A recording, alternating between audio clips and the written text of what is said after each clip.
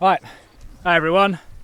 I'm hoping you'll all be able to hear me, but I thought I'd give a bit of context as to where we stand and why it is so valuable, and why it's important that it's been wrecked. So here in the Peak District, we're within a large area of what we call blanket bog. That's probably a word that you've heard said before, but I'm going to give it a quick go to try and explain it in kind of basic terms.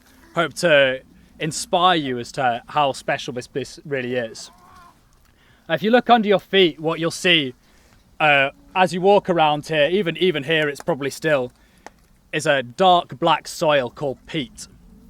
And you've probably seen this stuff around, you know, it's the black stuff, it's in compost, maybe you've even burned it if you've been to Ireland. But that is a very special thing, this peat.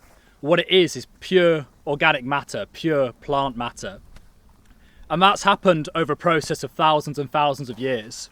So we actually have a huge amount of blanket bog in the UK, internationally significant amount. It's one of our key natural resources, and it's due to another one of our very special features in the UK, our British rain. And you get that forming anywhere, that blanket bog forming anywhere where the rainfall is high enough that it can't just drain away. And so 10,000 years ago or so, I think here probably more like 7,000 years ago, you'll have had these blanket bogs start to form. And that rain will have come down, will have landed on the soil here and start to wash down nutrients. And as they wash down, further down into the soil, they form a hard pan. And that stops that water from draining away. And as that builds up over time, it makes it too wet for plant matter to degrade. And so over time, anything that dies in the bog, instead of rotting away like normal, just stays there. And it stays there and it starts to build up. And instead of decomposing fully, it just partially decomposes. And that's what forms that peat.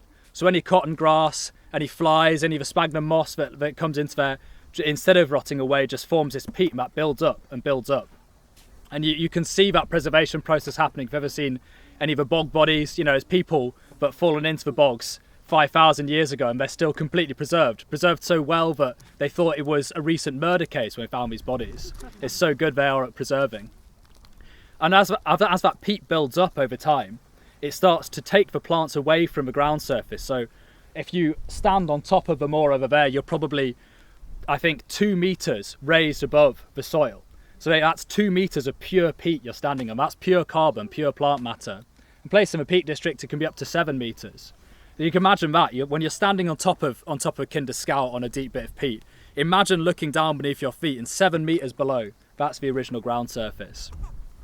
And that process of building up the peat means that the plants are taken away from the mineral soil. It means that any minerals those plants are living on, instead of being washed in by groundwater or broken down from soil, it's actually just coming from the rain that falls through the air and collects a little bit of nitrogen, a little bit of carbon, but it makes it a bit more acidic. So that's all that these plants are living on, is just that light and that little bit of nutrients from rainwater. That means it's a fantastically what you call in ecological terms poor, nutrient poor place. So it means you only get a very specific range of plants that can grow there. So that's your cotton grasses, that's your sphagnum moss, so the bog builder, of which we sadly lack around here. And that actually helps the bog conditions grow even more, because that sphagnum moss can hold 15 to 20 times its own weight in water, even after it's died. And so you get this kind of sponge effect of more and more water building up.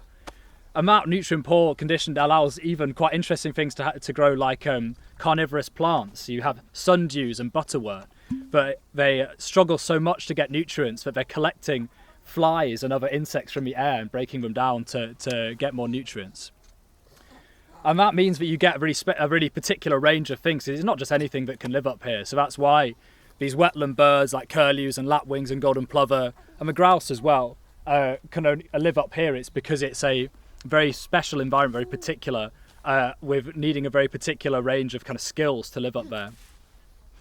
And over the years, these blanket bogs, after they formed for thousands of years, they were more or less uninhabited. You know, they were what you call waste ground, or I guess more properly, common ground. And people would come up here, small scale farming, maybe cut a bit of peat for burning, or maybe to use for fertilizer.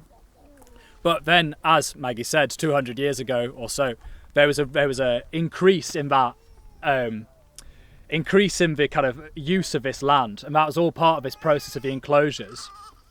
What that means is that all the big landowners in the area, and this happened across the country, got together and agreed between them how they were going to divvy up all this area. And so this area, I think, originally went to the Duke of Devonshire. He sold it to the Duke of Rutland quite recently, but further to the south, the Fitzwilliam Wentworths, the Remington Wilsons, they were all just given this land. They all sat down in a room together, drew some lines on a map and said, here you go, this is going to be my bit, this will be your bit. And then what they did with that was mostly try to improve them or turn them into grouse moors. So they dig these big drainage channels. We walked along one there, this conduit, and what that's doing is that's cutting into the side of that peat mass, and that means that all the water that's falling in the peat that normally stays in there, instead of being in the peat, is flowing out the side. You can imagine it like a great big blancmange. If you cut off the side, all the kind of liquid is just coming out the side there. And that means that the peat on the top is drying out. And those dry conditions are very good for heather, but it's not much good for anything else. But of course, that's what they want. For the grouse, they love heather. They eat heather. They nest in heather. Their whole life can be lived in a heather moor. And so that's fine for grouse, but it's not so fine for anything else. Those dry conditions, combined with historical pollution, mean that the sphagnum moss is gone from those areas. It means that they're more susceptible to burning. So not just regular moorland burning, but also now wildfires, of which there are increasingly more and more. And you'll see them in the Peak District every year. And that burning also takes off the peat again. So again, we're losing this valuable carbon resource. So you can imagine that this 7 meters of peat that we had, that was pure carbon, that's all being lost. It's being burned, it's being washed away. 20, 30 years ago, large areas of these moors were just bare. No vegetation at all. And that was due to historic burning, historic pollution from the industrial centres of Manchester and Sheffield. And that acid rain from that pollution as well, that cleared off all the sphagnum from there. And so what that means is we're now left with a landscape that's much, much poorer than it was. You would have had many more birds up here, you know, not just for grouse, not just for curlews and the lapwings, and the golden plovers, all of those things in greater numbers, but, you know, merlin, hen harrier, short-eared owl, they all would have lived up here because it would have been so much richer in life. And that's what we've lost, and that's what we're lacking now. I think that's what is worth remembering around here, is this should be a place that is wet underfoot. Even now in summer, you should be wearing boots. It should be coming up over top of them. You should be seeing flies flying around. The only flies we've seen today are those heather flies. They live basically anywhere in bracken or heather. And you should be seeing birds flying, eating those, nesting everywhere. And that's what we've lost, and that's what we're lacking. And I think that's what we're trying to bring back by saying we can take back this land and we can put it back in a condition that's good for everyone. It's accessible to everyone, but it's rich in life and corrects the historical injustice of enclosure and of those large landowners who their money comes either from, you know, colonial exploits, slavery, or just your basic stealing of the land from the people. And so that's the injustice we're trying to correct. And that's what we'd like to see, I guess.